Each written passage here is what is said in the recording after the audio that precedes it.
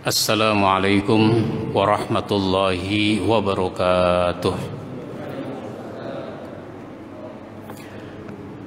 Alhamdulillahi rabbil alamin, alladzi an'amana bi ni'matil iman wal islam. Asyhadu an la ilaha illallah wahdahu la syarikalah wa asyhadu anna Muhammadan abduhu wa rasuluh. Allahumma salli wa sallim wa barik ala nabiyyina Muhammadin wa ala alihi wa ashabihi ajma'in, amma ba'd. Jamaah sekalian yang saya hormati, marilah kita mulai kajian kita pada malam ini dengan membaca basmalah. Bismillahirrahmanirrahim. Bahasan kita pada malam ini adalah tentang bersiul dan bertepuk tangan di masjid. Boleh enggak bertepuk tangan di masjid? Segala hal yang tidak baik harus kita hindari dari masjid, termasuk sikap dan tingkah laku kita. Jangan bersikap, bertingkah laku yang tidak baik, yang tidak sesuai dengan misi masjid. Nah, salah satu perilaku buruk yang dilakukan oleh orang-orang Arab jahiliyah adalah bersiul dan bertepuk tangan di masjid. Karenanya hal ini tidak dibolehkan. Al-Wahidi meriwayatkan bahwa Ibnu Umar berkata, dahulu mereka bertawaf di Ka'bah sambil bersiul dan bertepuk tangan. Orang-orang jahiliyah itu juga dulunya mereka bertawaf di sekitar Ka'bah. Cuma mereka itu kalau bertawaf enggak berpakaian, telanjang. Yang laki, yang perempuan. Lalu mereka juga suka bertepuk tangan, bersiul-siul ketika bertawaf. Sementara Ibnu Jarir meriwayatkan dari Sa'id, ia berkata, orang Quraisy dulu membarengi Nabi Sallallahu Alaihi Wasallam ketika tawaf dengan tujuan mengejek beliau dan bersiul serta bertepuk tangan. Nabi tawaf, mereka juga tawaf. Cuma mereka bertawaf untuk mengejek Nabi, sambil bertepuk tangan, sambil bersiul-siul. Maka Allah Subhanahu wa ta'ala menurunkan firman-Nya surat Al-Anfal ayat 34-35. A'udzubillahi minasyaitonir rajim. Wa ma lahum alla yu'azzibahumullahu wa hum yasudduna 'anil masjidil haram wa ma kanu awliya'ahu in awliya'uhu illal muttaqun walakinna aktsarahum la ya'lamun wa ma kana salatuhum 'indal baiti illa muka'aw wa tasdiyah fazuqul azaba bima kuntum takfurun. Kenapa Allah tidak mengazab mereka? Padahal mereka menghalangi orang untuk mendatangi Masjidil Haram. Orang-orang kafir Quraisy dulu menghalangi kaum muslimin mendatangi Masjidil Haram, yaitu ketika Nabi dan para sahabat mau menunaikan ibadah umroh.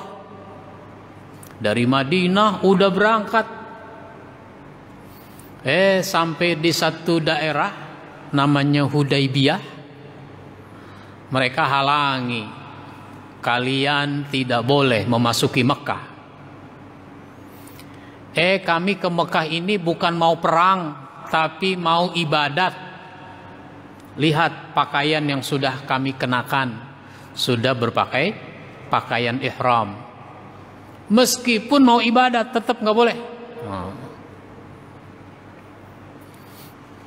Tapi kalau sekarang pemerintah Arab Saudi tidak membolehkan orang dari berbagai negara untuk ibadah umroh, bukan berarti maksudnya menghalangi orang beribadah di Masjidil Haram.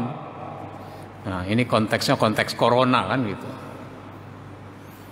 Sehingga orang yang mau berangkat umroh batal lagi gitu.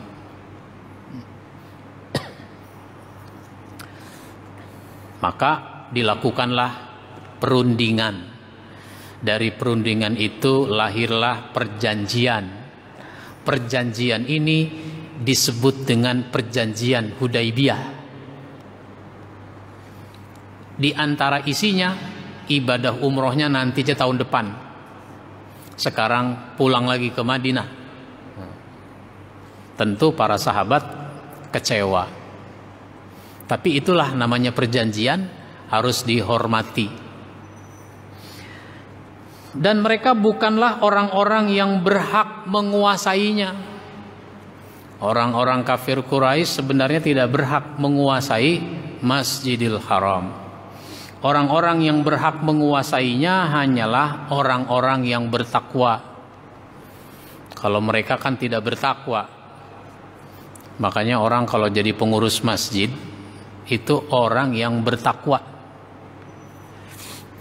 Jangan yang tidak bertakwa jadi pengurus masjid. Akhirnya apa? Nggak jadi teladan yang baik.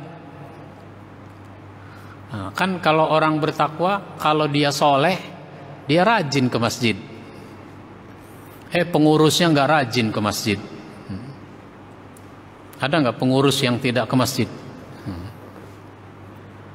Nah, itu begitu.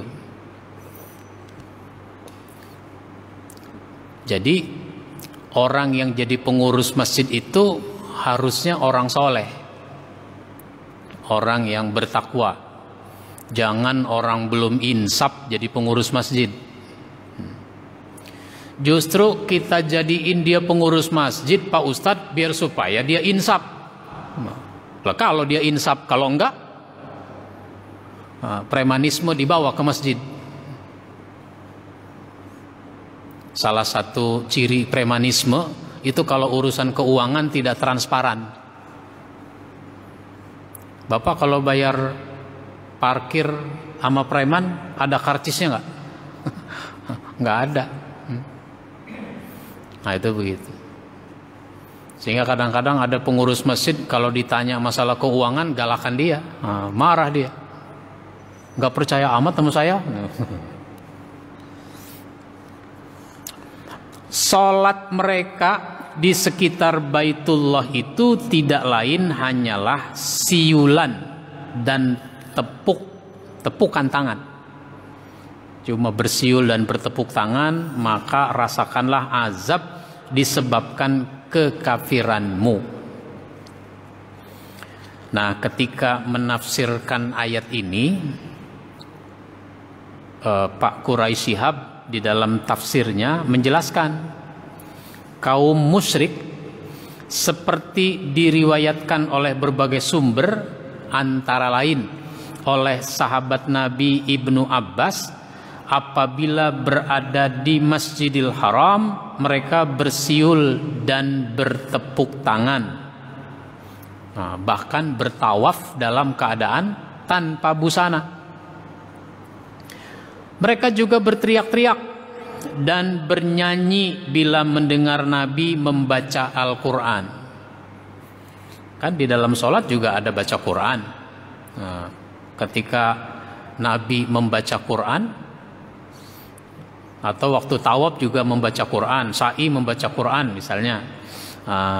Mereka justru berteriak-teriak dan bernyanyi dengan tujuan mengganggu konsentrasi dan menghalangi orang lain mendengar bacaan beliau.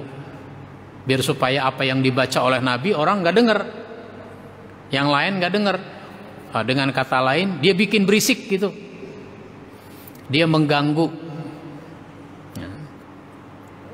Ini sungguh bertentangan dengan kehormatan masjid. Siulan dan tepuk tangan yang mereka lakukan bergema di ruangan kosong masjid. Nah, begitu orang-orang kafir mengganggu. Maka pelajaran yang kita ambil dari kisah ini adalah, pertama, beribadah di masjid membutuhkan suasana hening dan tenang agar tercipta kehusuan. Nah, jadi bangun suasana hening di masjid, jangan gaduh.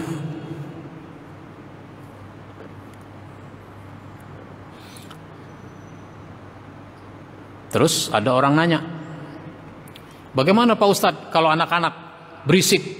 Nah, anak-anak berisik, bikin gaduh. Ya kalau anak-anak dibina, diarahkan, jangan diusir, jangan dimarah-marah. Ini kadang-kadang anak-anak berisik, si bapak malah marah-marah, ngomel lagi, suaranya keras. Yang itu lagi sholat, yang ini ngomel dengan suara keras. Apalagi sampai tuh anak-anak dibilang, wah, dasar setan semua nih. Waduh. Yang lagi sholat dengar nggak tuh? Masa di masjid ngomong begitu? Ya, kalau mereka berisik, gaduh, dipandu. Soalnya anak-anak kan belum tahu adabnya, belum tahu ketentuan-ketentuannya. Nah, sebenarnya tanpa kita sadari, kalau kita sedang membaca Al-Quran dengan suara keras, kita bawa Quran, ambil Quran yang ada di masjid, atau lewat HP kita baca, Laisal birra an tuwallu wujuhakum qibalal masyriqi wal maghribi walakinnal birra man amana billahi wal yaumil akhir. Di sebelah kita ada orang sholat sunat misalnya, kita terus saja baca dengan suara keras. Ini juga sebenarnya mengganggu. Baca Quran itu mengganggu. Mestinya baca Qurannya jangan keras-keras, biar supaya tidak mengganggu yang sedang sholat. Tuh, yang baca Quran saja itu bisa mengganggu, apalagi ngobrol. Gitu. Ini kadang-kadang orang lagi sholat, situ ngobrol, suaranya keras. Didengar nggak sama yang lagi sholat? Didengar. Udah gitu ngobrolnya yang lucu-lucu lagi. Yang lucu-lucu, pada ketawa. Yang lagi sholat ngikut ketawa. Lu lagi sholat ketawa lu. Lu sih ngomongnya pada lucu. Lagi sholat jangan begitu. Jadi yang baca Quran saja jangan, suaranya keras, apalagi ngobrol. Tapi kalau saya lagi ceramah seperti ini, lagi ada acara ceramah, terus ada orang baru datang, terus dia sholat sunat, misalnya tahiyatul masjid, ya saya terus aja ceramah. Apalagi saya lagi khutbah, ada nggak orang terlambat datang? Kalau Jumat, saya lagi khutbah, dia baru datang, sholat sunat gitu. Ya saya mah terus aja khutbah gitu. Kenapa dia datangnya terlambat? Lah kalau nungguin dia sholat sunat, Berhubung ada yang lagi sholat sunat, kita skors dulu, nanti kita lanjutkan lagi. Diem. 2 menit kemudian selesai, lanjutkan lagi. Khutbahnya dilanjutkan lagi. Baru ngomong 1 menit, ada lagi yang baru datang. Berhubung ada yang baru datang, sholat sunat, maka kita skors lagi. 2 menit selesai, ngomong lagi. Baru 1 menit, datang lagi orang. Ya kapan selesainya khutbah begini? Hal-hal yang bisa mengganggu seperti bersiul dan bertepuk tangan merupakan sesuatu yang terlarang dilakukan di masjid. Maka kalau ada orang ceramahnya berapi-api, itu jangan tepuk tangan. Kan suka kalau orang ceramah, orang pidato bagus, tepuk tangan. Jangan. Lebih baik berzikir. Allahu Akbar misalnya begitu. Sebelum orang yang teriak Allahu Akbar dibilang teroris. Allahu Akbar saja sudah. Jadi berzikir itu namanya. Di masjid ada lomba pidato, anak-anak remaja, lomba azan. Terus diumumkan siapa pemenangnya. Juara 3 Muhammad Anwar. Tepuk tangan, jangan. Allahu Akbar, gitu. Juara kedua Arifin Ilham. Arifin Ilham. Tepuk tangan, jangan. Allahu Akbar. Begitu. Jadi jangan bertepuk tangan, jangan bersiul. Nah, melakukan hal-hal yang tidak dibenarkan di masjid berarti tidak menghormati kemuliaan masjid. Nah, jadi jangan kita melakukan hal-hal yang tidak dibenarkan di masjid. Yang tidak dibenarkan itu apa? Ya, misalnya mencari barang yang hilang. Saya kehilangan handphone, saya kehilangan jam tangan. Di mana? Di tempat wudhu. Tadi waktu berwudhu, buka jam tangan, diletakkan di raknya. Kemudian masuk sholat sunat. Setelah sholat sunat, merogoh saku celana. Mana ini? Nggak ada jam tangan. Biasanya saya masukkan ke dalam saku. Nggak ada ini. Ketinggalan di tempat wudhu. Balik lagi ke tempat wudhu. Ternyata nggak ada. Nggak ada. Akhirnya apa? Saya ngomong pakai mic. Bapak-bapak, para jamaah, apabila bapak menemukan jam tangan saya, harap kembalikan. Nah, jangan begitu. Ini namanya mencari barang yang hilang. Caranya gimana? Ya lapor kepada pengurus. Makanya pengurus itu ada sekretariatnya. Lapor di situ, Pak, jam tangan saya hilang. Di mana, Pak? Di tempat wudhu. Tadi ketinggalan, balik lagi udah nggak ada. Warnanya apa? Itu warnanya kuning. Bukannya emas, kuning keemasan. Ininya putih. Gelangnya ini kuning. Mereknya apa, Pak? Disebutkan mereknya. Baik, Pak, saya catat dulu. Nama Bapak siapa? Catat. Nomor handphonenya, gitu. Nanti kalau ada orang menemukan barang, lapor ke masjid. Pak, nih saya nemukan jam tangan, nggak tahu punya siapa. Diterima. Begitu. Nanti pengurus masjid ngubungi orang yang hilang tadi itu, kehilangan. Gitu caranya. Jadi bukan diumumkan nyari barang hilang. Atau bukan pakai mic, tapi setiap orang ditanya, Pak, jam tangan saya hilang, kalau ketemu kasih tahu saya. Pak, ngomong terus gitu. Itu. Jadi itu dilarang. Apalagi transaksi jual beli. Transaksi jual beli. Nah, ini di dalam masjid tidak boleh ada transaksi jual beli. Kalau di luar boleh. Nah, di halaman boleh. Di dalam tidak boleh. Begitu.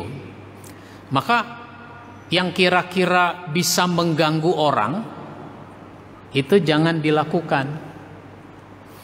Nah, kalau hari Jumat itu salah satu bentuk gangguan adalah ketika khutbah sedang berlangsung itu diedarkan kotak infak. Kotak infak itu diedarkan saat khutbah sedang berlangsung. Mestinya kotak itu diedarkan sebelum khotib naik mimbar. Satu sab, satu kotak, sehingga cepat selesai. Apalagi kotak memang jarang yang isi, jadi cepet. lewat, nah cepet.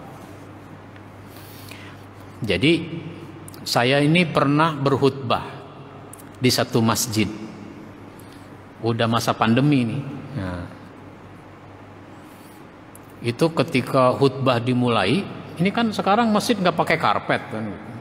Udah gitu berjarak semeter gitu kan. Ketika khutbah dimulai, kotak beredar. Satu sab, satu kotak. Sehingga kotak itu bersuara. Kena sentuhan ubin kan. Tak. Wah, saya terganggu tuh lagi khutbah. Sampai saya salah baca ayat. Ayat udah saya hafal, bisa salah gitu. Nah, gitu. Itu terganggu konsentrasi. Nah, jadi mestinya sebelum khutbah, sebelum khotib naik mimbar, saat pengumuman dimulai, nah, kan biasanya ada pengumuman. Nah, saat pengumuman dimulai, mulai beredar. Ada juga yang pakai kantong, kotak, kantong. Jadi orang yang jalan, petugas masjid jalan. Nah, bisa juga begitu. Maka hal-hal yang bisa mengganggu jamaah itu harus dihindari. Nah, modelnya orang kafir Quraisy mengganggu Nabi dalam beribadah di masjid itu adalah bersiul dan bertepuk tangan, berisik sampai bacaan Nabi itu tidak kedengeran ke orang lain, gaduh. Nah, baik, ada pertanyaan, saya persilahkan. Ya, silakan Pak. Waalaikumsalam warahmatullahi wabarakatuh.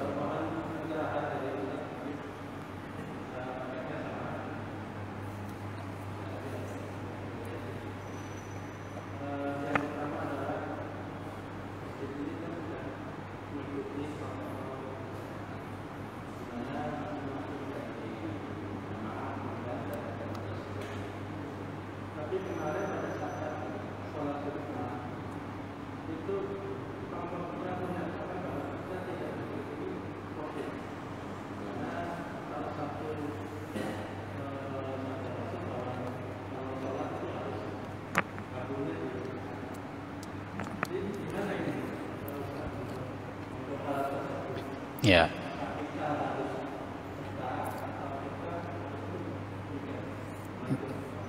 Waalaikumsalam. Baik. Dalam situasi normal memang sholat sebagaimana ketentuannya. Sebagaimana ketentuannya. Rapat antara satu orang dengan orang lain. Nah, sekarang ini dianggap situasinya tidak normal. new normal istilahnya. Jadi karena situasinya tidak normal, boleh-boleh saja untuk mengikuti standar tidak normal itu. Tapi kalau kita bisa memastikan semua orang ini tidak COVID, dipastikan. Ya, bagaimana memastikannya? Ya ada pemeriksaan. Ada pemeriksaan. Misalnya apa? Swab antigen. Jadi semua jamaah swab antigen. Sehingga dipastikan jamaah kita ini tidak bawa virus. Nah, saya besok mau ke Palembang. Itu kan naik pesawat harus swab antigen. Sehingga dipastikan. Nah, dan itu berlaku 2 hari sekarang. Yang dulunya rapid test berlaku 2 minggu, sekarang berlaku 2 hari. Nah, saya mau ke Palembang 5 hari. Jadi nanti pulangnya swab lagi kan gitu. Nah itu begitu. Jadi sebenarnya bukan sesuatu yang harus dipeta kompli. Nah, gitu. Ya kalau mau rapat lagi ya silakan, nggak ada masalah. Tinggal bisa dipastikan nggak bahwa jamaah kita memang tidak terganggu. Nah, bahkan ada juga masjid yang tetap aja nggak pakai begitu-begitu, ada. Nah, di situ dimusyawarahkan. Jadi bukan diributkan, dimusyawarahkan. Apa yang disampaikan oleh khotib itu adalah sebagai suatu masukan. Enggak harus dipeta kompli ketentuan sholat. Dalam situasi tertentu itu ada rumus daruratnya. Misalnya orang dalam situasi perang, ya, dalam situasi perang. Kalau musuh adanya di selatan, sholat boleh menghadap ke selatan. Kalau musuh ada di utara, sholat boleh menghadap ke utara. Padahal sholat harus menghadap kiblat. Utara selatan bukan arah kiblat, misalnya begitu. Jadi begitu, Pak.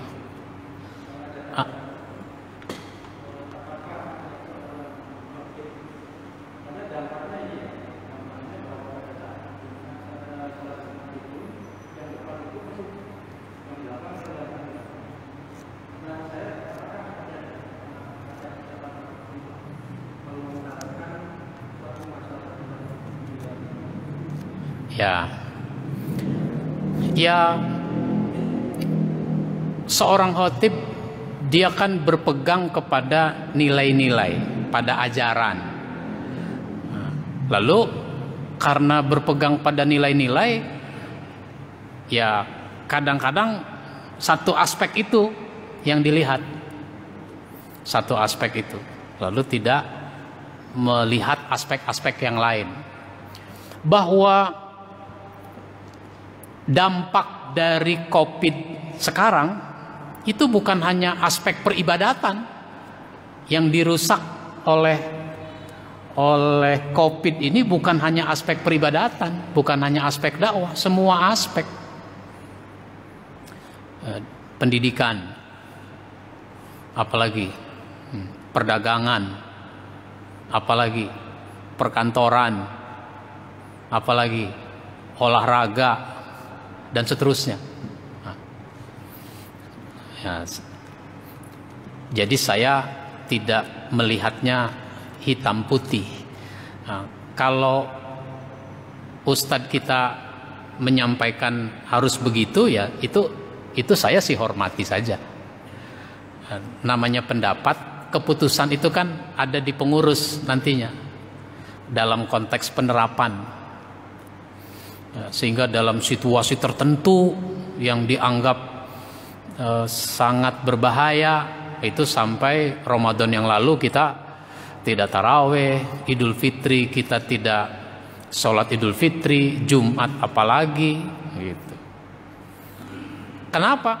Karena kita menghormati apa yang dikatakan oleh ahlinya. Urusan kesehatan kan kita merujuk pada ahli kesehatan. Begitu. Urusan COVID kita hormati apa yang dikatakan oleh para ahli di bidang itu. Nah, itu begitu. Jadi agama itu juga tidak hitam putih. Ada situasi-situasi darurat yang bisa ditolerir.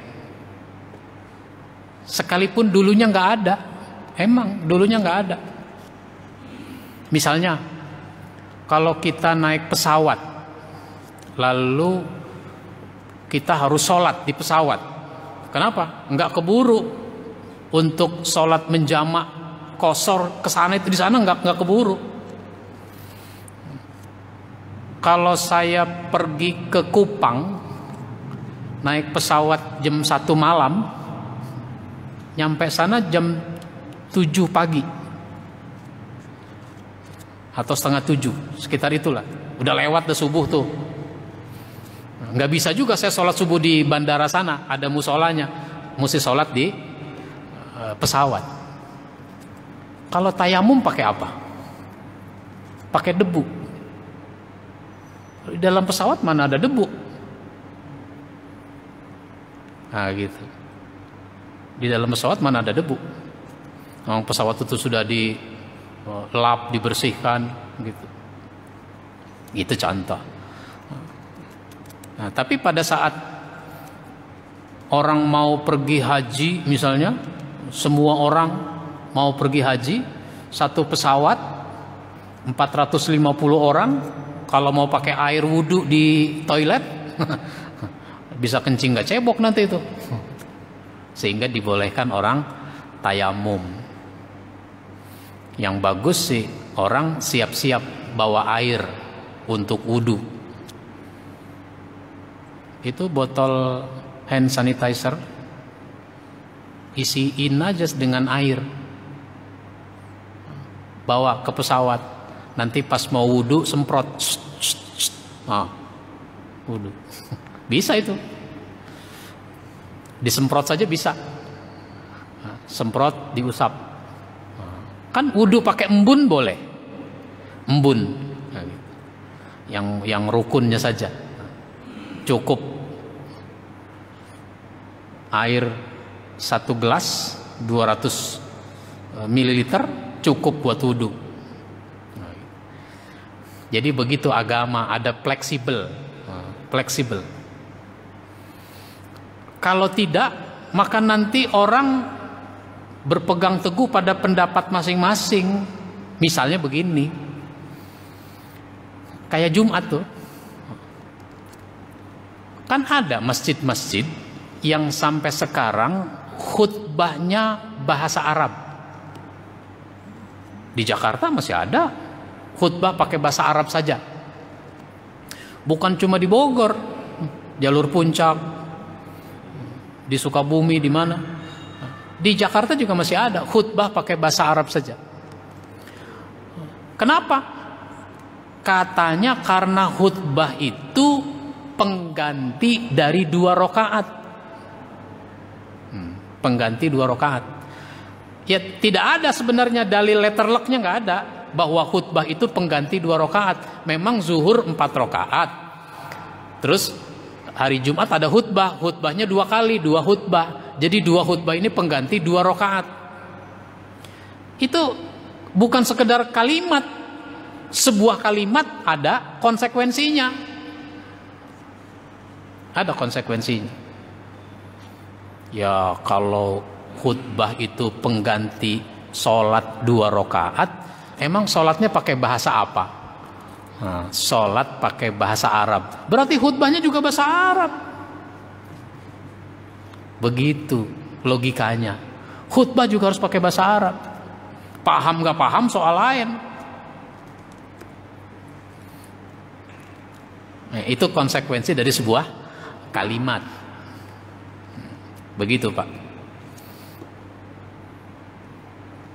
Baik. Ada lagi?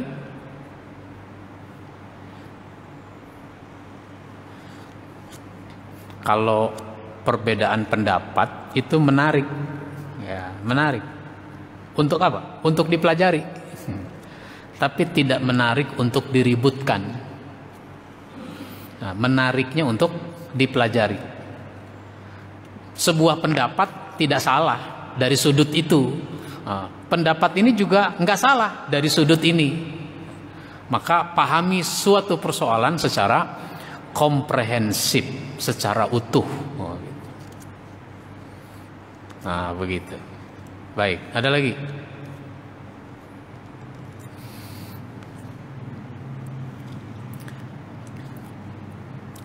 Nah, oleh karenanya adab-adab dalam kaitan dengan masjid itu harus kita hormati, kita junjung tinggi, kita laksanakan adab-adab.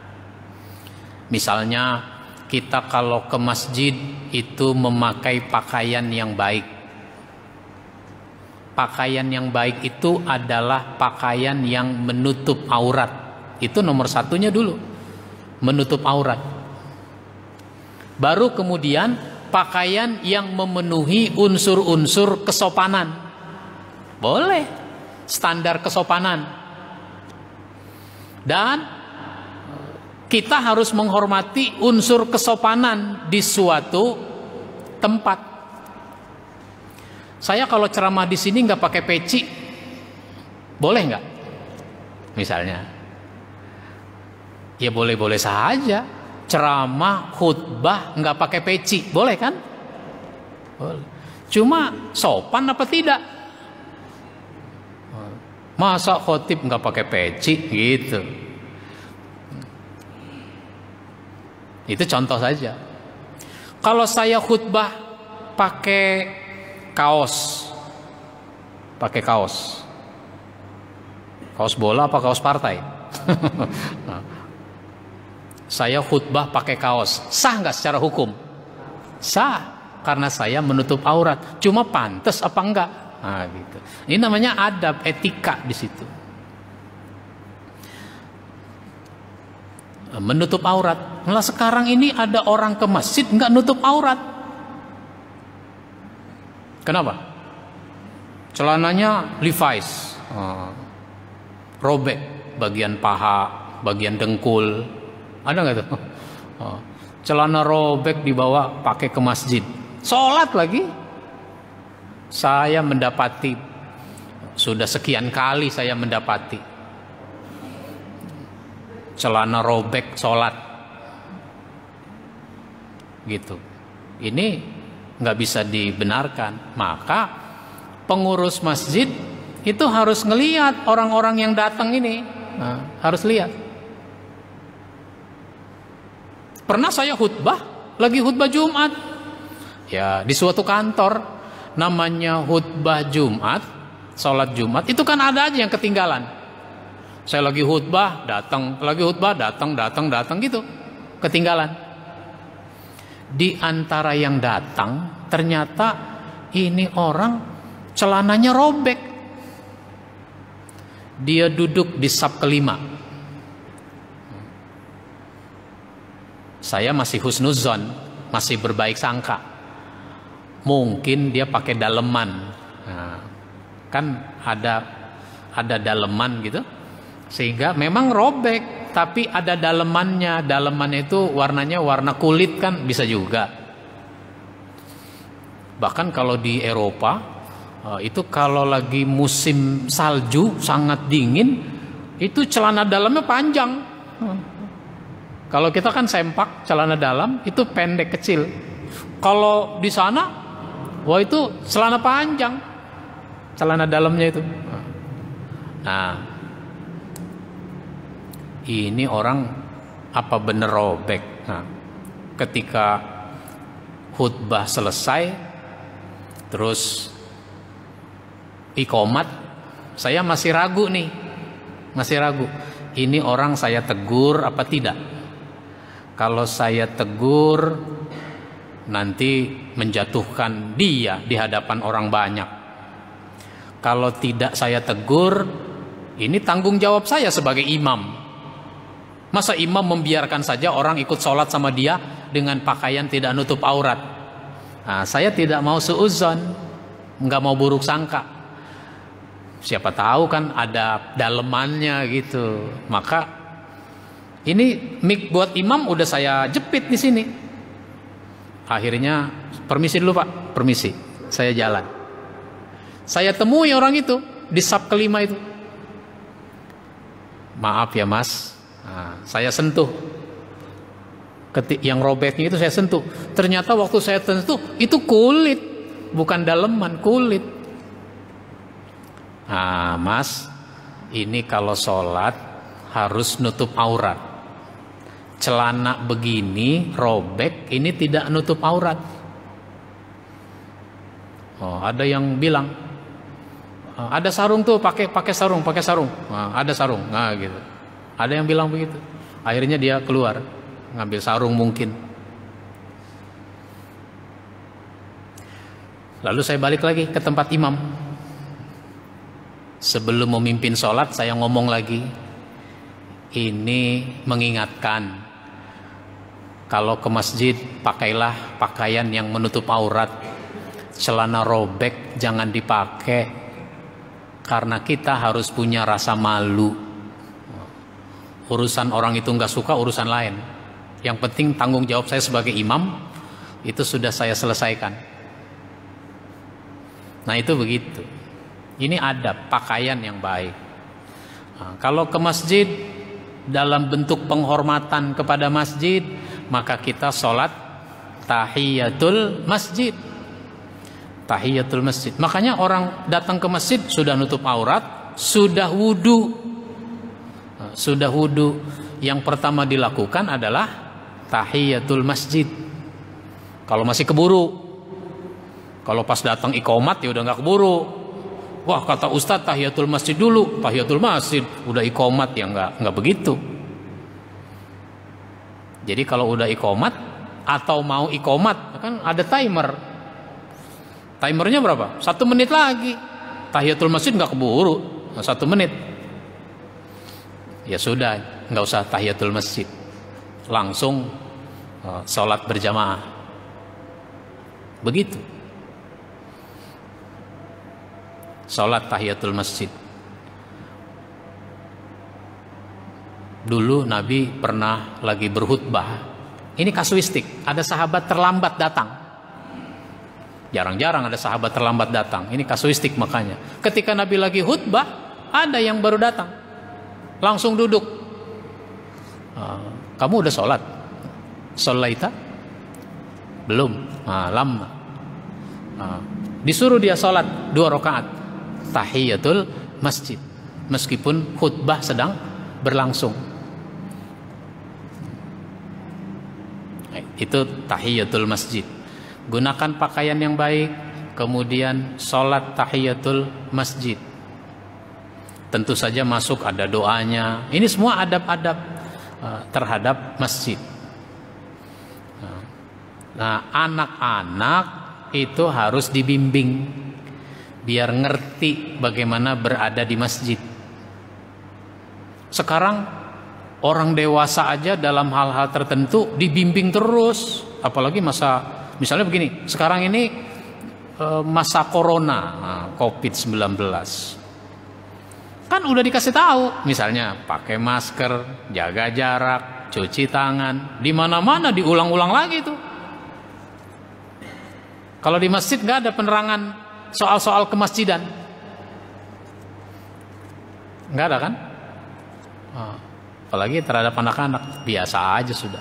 Jadi mestinya ada bimbingan. Naik pesawat begitu juga, pakai sabuk pengaman, begini cara makainya. Terus diulang-ulang, meskipun orang udah 100 kali naik pesawat, tetap aja itu harus dijelaskan. Baik, mudah-mudahan ini bermanfaat buat